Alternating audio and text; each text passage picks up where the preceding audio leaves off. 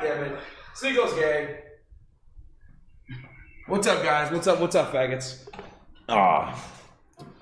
Yo, y'all should have seen Sneako. He was fucking sweating. No. Yo, he was literally terrified. I thought you were in the hood. I made a promise. I said we're not doing after yesterday's stream. Like, we need to go. You can't do it every day.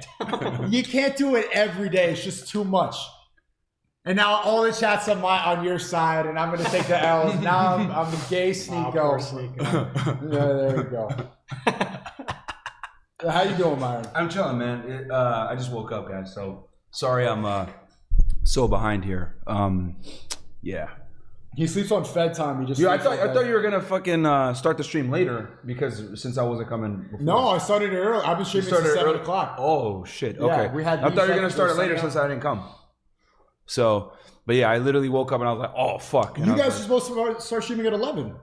Well, I texted him right away. As soon as I texted both of you guys when I woke up. I didn't see it until just now. I literally as soon as I woke up, I texted both of y'all. You don't think you have the energy to like get a coffee and do the other one? Why don't we just do it here if we're all here right now? On your cozy? We don't need to do it on Cozy. We just keep this. All right, that's cool. Let me just go get my more uniform real quick. If you do that on Cozy, go ahead. Yeah, right. That's Cozy TV energy, please. I like Rumble on the App Store.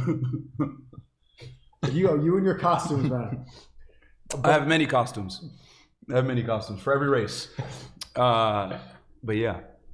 Why don't you? We could, if you sign into Cozy right now, we could do all that, but not on Rumble. Let's just keep the stream going, you know? I don't give a shit either way. We're about to close out. We've been going for 4 hours. Oh, okay, all right, then that's fine. Minutes, yeah, if y'all gonna close out, that's cool. Well, okay, let me ask you a little bit of a debate review. Who do you think won? Yeah, I mean, it was pretty. I would say Nick took that one. Let's go. Destiny did make some good points, but what good points did he make?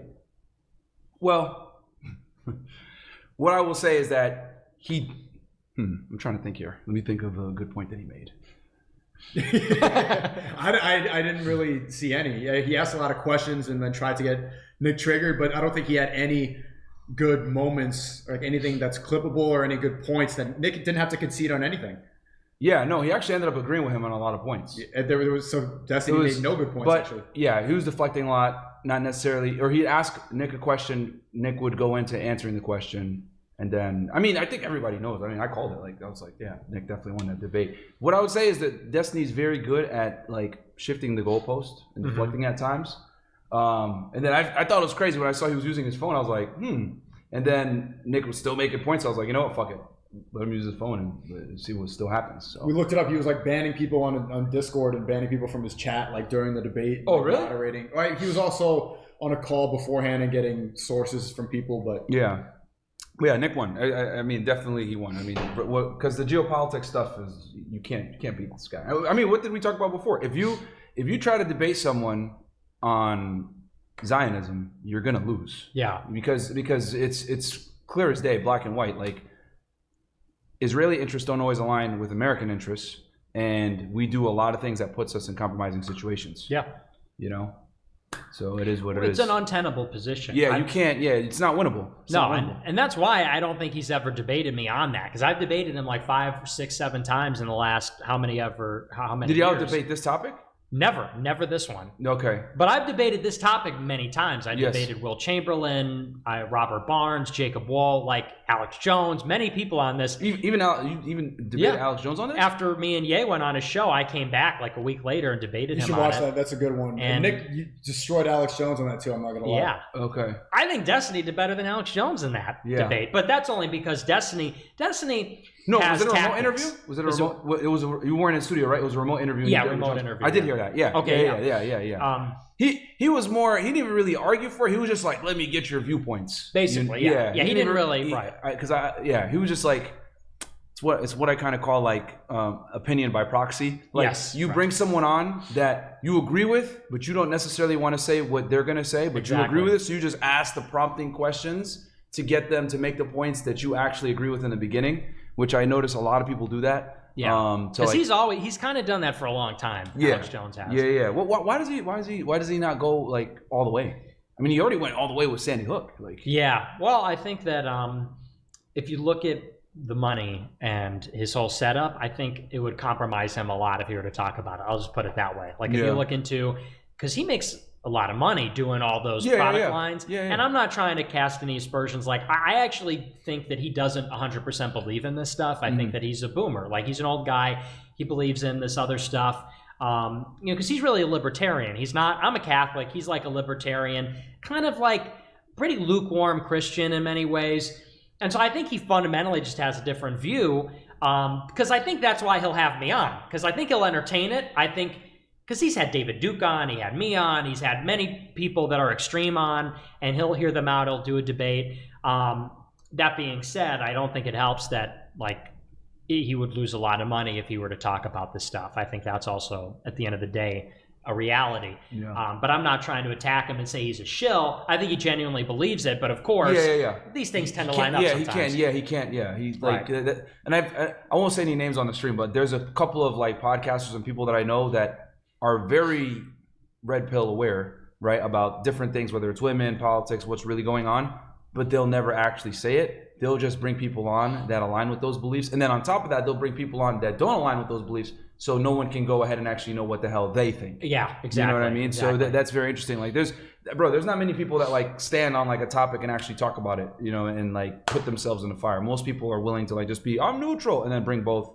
and then have them hash it out. But yeah, I mean, with the whole Destiny debate, he definitely knows geopolitics to a degree, but when it comes to Zionist influence in American foreign policy, he can't. That's one area that he was not prepared. Well, and he wasn't prepared for that. If you were to track the debate line by line, claim by claim, Yeah. it was just a fucking disaster for him. Because here's what he does: is he doesn't really know what he's talking about. He'll try an argument, it doesn't work, and then he'll just try another one. Like, he's aware of geopolitics, but he's not aware to the significant degree when it comes to the specialization of Israeli Zionist foreign policy that influences America. I don't think he knows any of it, to be honest. He doesn't. Said something like, we invaded Iraq because it's close to Russia. It's like, what? I would say the turning point was when he brought up, because he said, oh, well, you're saying that these people are Zionists, blah, blah, but they're all born in the United States. And I was like, bro, I mean, that doesn't, I was like a Zionist is basically someone a lot of times is an American citizen. Exactly. That's the criticism, and we established that earlier. Right. They call you anti-Semite for saying that you have dual allegiance. Like just a lot of and he acted like that was a gotcha. He's like, oh, it turns out he was born in New York. That's what I was like. Come on, Destiny. You're arguing with bad faith now. Like we all know they're not American. Like they were born in the United States, but the whole point of issue is the dual allegiance. Right. You know what I mean? That's the whole issue. I mean, anyone that's ever held a clearance before will tell you if you have another citizenship of another country, you have to give it up to get it, especially if you want to get a clearance, whether it's I think secret and above. You need to give up any other citizenship. Someone told me that you can have a dual citizenship with Israel though. Someone mentioned that. I was like, no fucking way. There's no way. And he lied about the intermarriage thing. That's something that's... I'm going to double check it, but there's no way. And he lied about the intermarriage thing. But yeah, it was just total... but do you think that was actually 100,000 live viewers? Genuinely. Here's the thing, man. People want to know, like, no one wants to touch this topic. Like, no one wants to touch it. For us to, like, actually have the debate... 100,000? You're not... There's no filter. Y'all can go all the way and talk about this shit. Like, bro, I think... And then all of us combining our audiences... I think it's definitely legit, man. It could be legit, yeah, absolutely. I agree. Definitely. And think about it, bro. What other big platform has had that discussion before? We know Rogan ain't gonna do it. Yeah. We know when they asked Jordan Peterson about it, he just evaded it, right? Alex Jones won't talk about it. Who else? I'm trying to think of other big podcasts that like have 1 million plus subs. No one's gonna touch it. Yeah, but I do think Tristan has a point. Obviously, Timcast won't touch it. We established I mean, he did have you and Ye on at the peak of that thing, but and then that is touching it. But I know he's just pushing back. He told us at the beginning, he's like, well, we have to push back. Like we can't let you win the debate. So he told us there's things we can't talk about, and then there's things that we can. But if we can, we have to push back on it, and we have to have the last word, and blah blah blah. Yeah. He said, so there's like strict parameters around it. Like I didn't put no. I was like, yo, just do it. Just Awoken America, thank you for the 100. There's no need to burn a big 100, man. You don't need to burn bridges. right now. He's wrong though. Myron is in the house. You three are lit. Yeah, there's no reason to burn bridges. And it's starting to like piss me off that like Zherka's talking, like one of his major talking points is just talking about Tate all the time for not talking about something. Because like in the overall scheme of thing, like this doesn't benefit the majority of people's lives. Like when you talk about the Matrix, it's a good amount of guys who are depressed and in simping in relationships they don't want to be in jobs they were told that they're supposed to follow. We even established this in this stream. Is he still here? No, he left. But that there's a lot of people who are chasing things that other people tell them they should like, even though they don't actually want to do it. And that's why a lot of people live unhappy lives.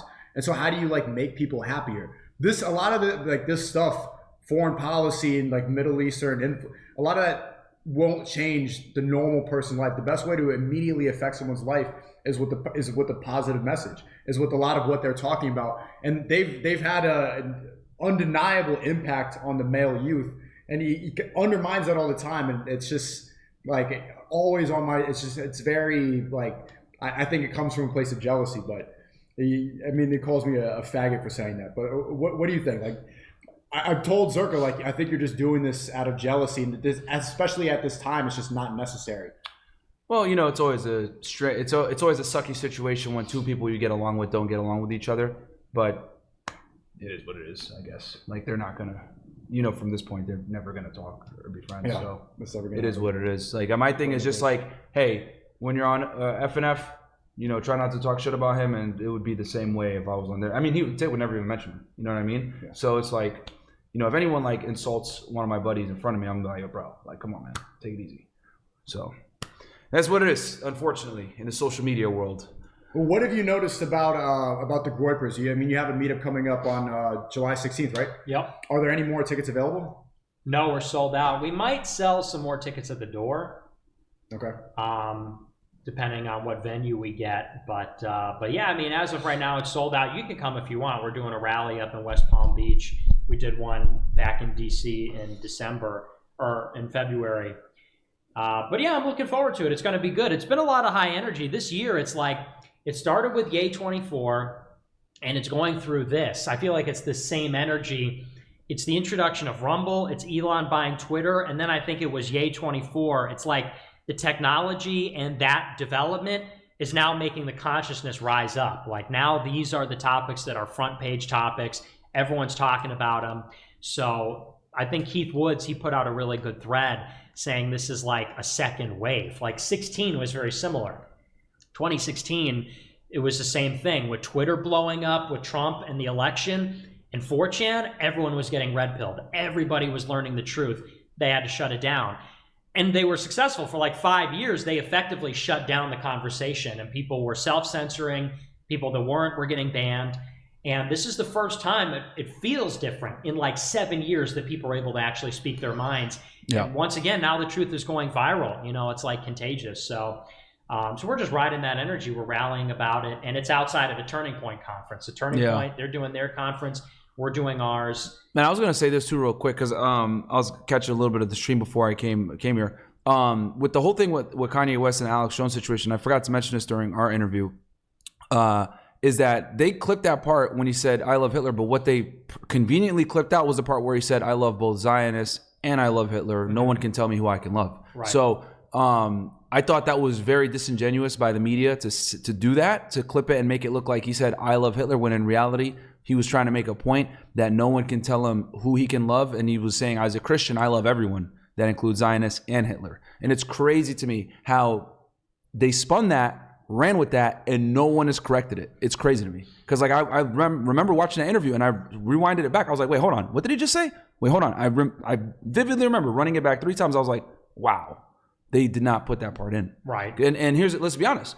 When people see clips on Twitter, very rarely do they go watch the full interview, find that exact part, look and see what was actually said in the full context of that conversation, and then come to a conclusion. Never. Most Americans will never do that. Most people never do that because we live in a retard TikTok economy. So I thought that was like probably one of the biggest smear campaigns I've ever seen. They spun. Ye loves Hitler. Yeah.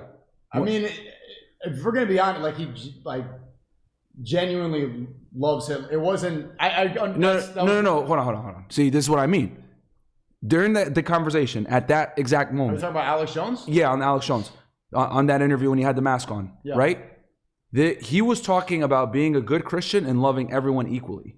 Then he mentioned, I love Zionists and I love Hitler. No one can tell me who I can love. But that's does pretty like much what Hitler, he said. Yeah, no, I get that. But I get that. But what I am saying is that they tried to spin it as if he only said that. Right. Which let's be honest here.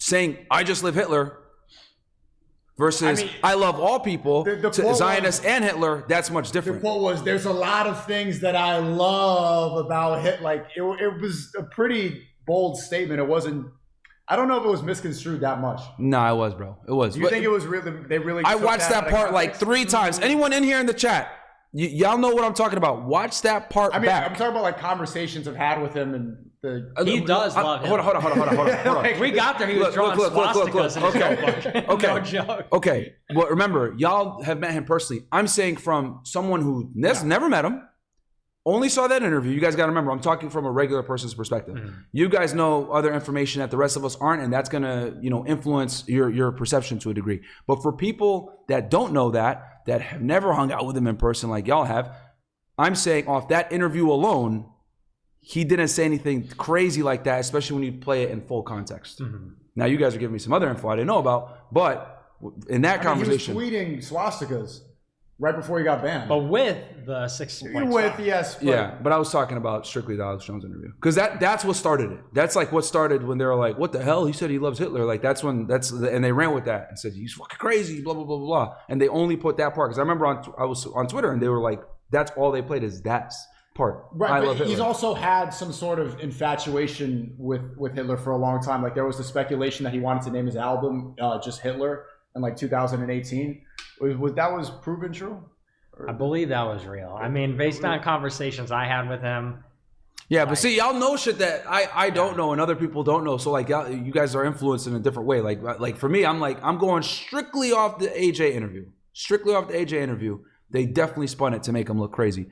And then, I mean, do y'all want to play it right now? We could play it right now. He was there. I could literally play it now if y'all don't believe me. I remember because I rewind that shit like 3 times and I was like, wow, they definitely made a smear campaign on this. What's your take? I think that, you're just not allowed to say that in any context. You know what I mean? So, yeah. But do you think that they spun that out of context? I understand what you're saying, because what Myron is saying is he said love everybody. And what people took it as was he means he hates Jews. But he never said, I hate Jews. He said he loves Zionists. I love Zionists and I love Hitler. I love everyone. In the same sentence. Right.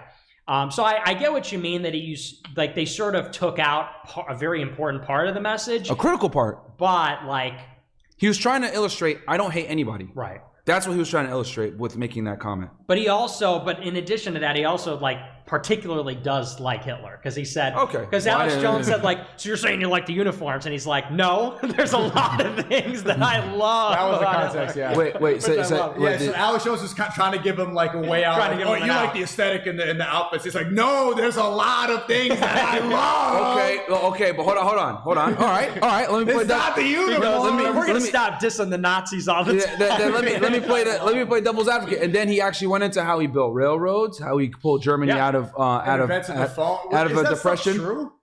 Yeah, bro. After World War I. Microphone, but did the Nazis invent railroads? He said that that they invented the highway. Did the Nazis invent highways? Well, they built the Autobahn. People consider that They didn't invent highways, just long streets. I mean, yeah. Again, you could kind of equivocate about it, but he was talking about the national highway system that Germany built. They invented the Autobahn, which the United States ended up, I think, under Eisenhower beginning. 50s, yeah. The whole interstate system that we have now with Interstate 95, etc. We didn't have an interstate system back then. So here's the thing. This is controversial shit, right? Mm-hmm. But what he meant by that is he built after World War I, the Versailles Agreement was in place and fucked up Germany. They literally were in one of the worst depressions. He comes to power, pulls them out of the depression, creates railway systems, creates a highway, all these infrastructure creations that create jobs. Boom. Next thing you know, Germany is a world power. They're out of depression. Economy is back on fire. And he did a lot of good for Germany during that time. Obviously, he did atrocious things as well. But I think what Ye was trying to say is that, he did good as well. He did bad, but he also did good for his country.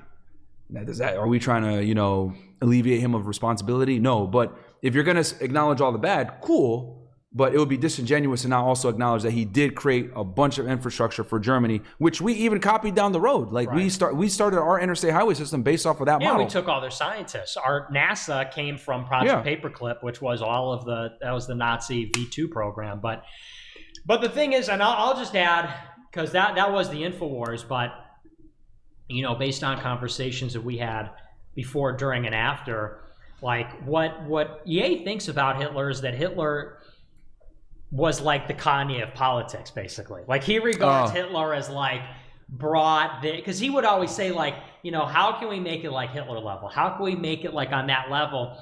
But it was interesting because there was always a tension.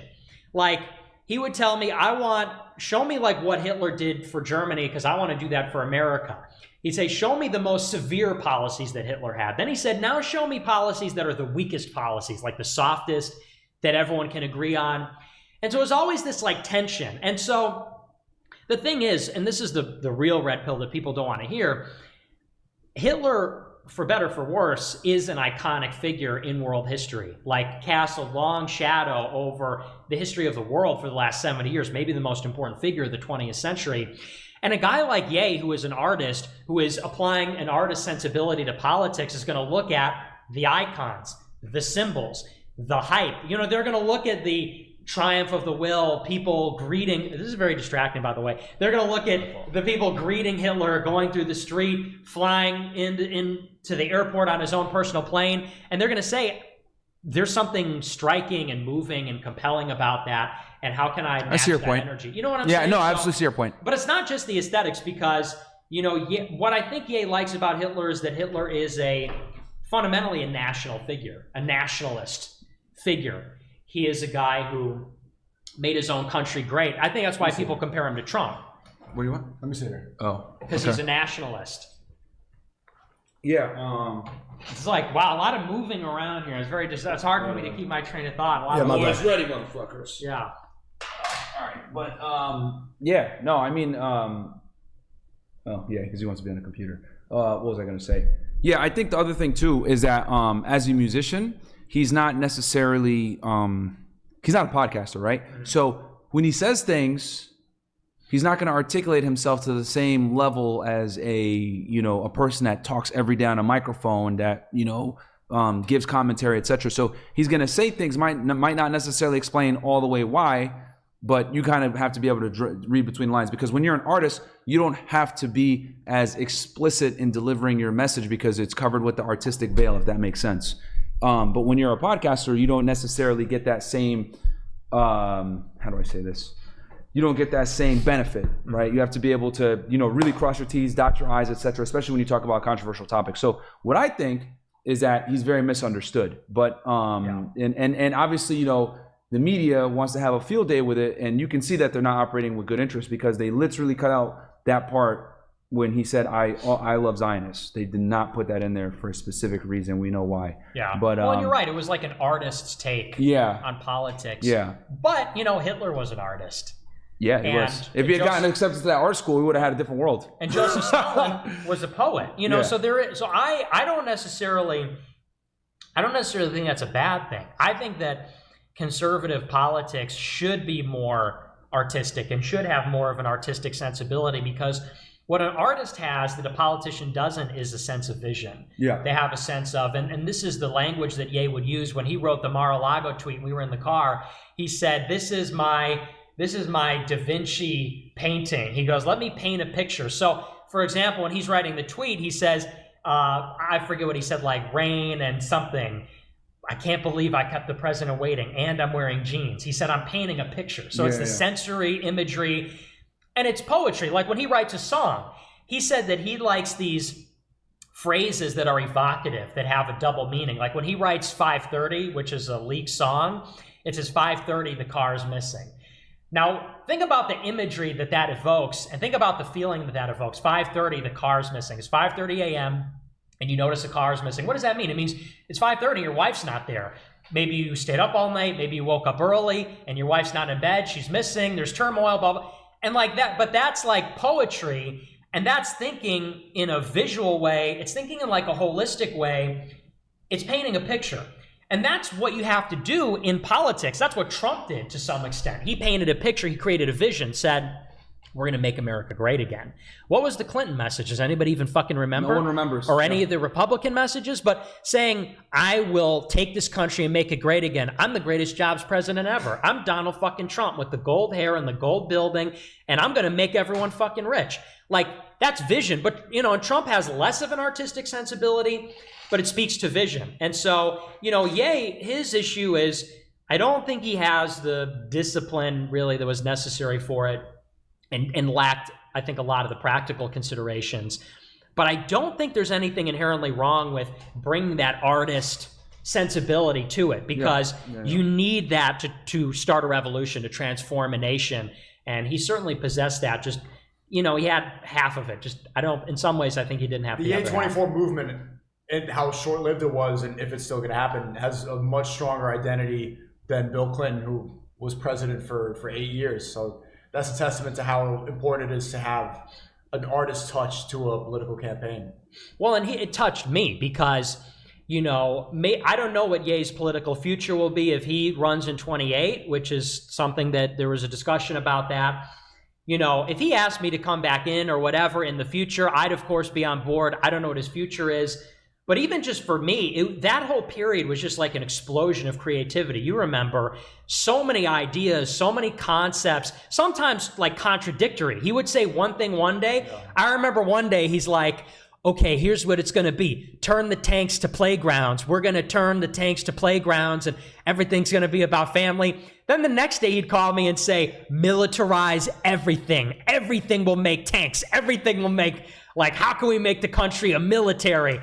So you would have two conflicting ideas, but it's just because he's like, that's what I'm saying, like an explosion of concepts, ideas, the mask, the motocross jacket. How did the mask come about? Just something he came up with that day. That's something he wanted to do. Day? Yeah. Okay. And he refused to take it off. And then the net and the Yahoo shit was funny. Yeah, that was brilliant. They also came up with that morning. It just popped into his head. Funny. I was like, wait, why does he have that there? And then he mentioned, yo, this is for you, Netanyahu. And I was like, and he hold him up like this. I was like, oh, okay. Right. And he's doing the voice. Yeah. It's like, but so like things like that. And he was, and I don't want to spill all of it. I'll give you a good example. Like when we were in Austin for the InfoWars thing, we were with these filmmakers and they filmed him without him knowing after we jumped in the car after the interview. Okay. Yep. Ye took the mask off. They ruined the magic. And they were rolling. And Ye flipped out. He said, you're like revealing the magician's secrets. You're showing me without the mask. Delete that. He was livid. And it's like, but that's his commitment to the bit. In his mind, it was like him wearing the mask at the appearance. There was something about that was sort of magical. There was something about that. It was like, I don't want to say a gimmick, but it was meaningful. And I'll tell you this, it got the people talking. Exactly. And no, who would have thought of that? It was like from a marketing perspective, it's genius from a marketing perspective. No one will ever forget it. And that anger, he kind of started questioning a lot of the other people. And I made a mistake because you got permission from him to do a cozy stream in Yeezy Studio. And so I was there too, and I was helping you set it up. It was with this camera and everything like that on your laptop. Was it my computer? I think it was your computer. Yeah, it was my whole setup. So I'm like, I'll do a stream. You were taking a while, so I'm like, I'll just do a stream. And so I did a stream while waiting for Nick, and then it was done. And then I helped set up Nick's stream. And then Ye saw that the next day, and I didn't ask permission. I got in trouble, and he's like, he sent me that picture of how they like revealed the mask thing. He's like, you're ruining the magic. Like I'm there in his studio. I didn't think about it that way because I knew that you were doing your stream. But the reason that he was really upset was because I didn't coordinate my outfit with his studio before going live. So he knew that you were going to wear the suit and it's political and everything like that. He knew your getup, but I was wearing a hoodie he didn't like. Well, not like in his studio. So it's like, that's ruining the magic. It's like, how am I not going to ask the fashion icon about outfit coordination in his studio? That's messing with the magic. It's something that I didn't think about, but it makes a lot of sense. And it gives you that perspective of an artist who is probably like the generational best artist of this generation. So he hated the hoodie. Yeah, he hated the hoodie. So you got all little details like that. You really need to. He hated that hoodie. You need to. All of that is extreme. He would have hated your shoes, man. Probably. Yeah, you gotta. All that is extremely meticulous and for a reason. And then it makes you rethink. And this is like. Oh shit! Matter of fact. My bad, bro. Yeah, that's all right, man. You always forget. Taking them off now doesn't really do it.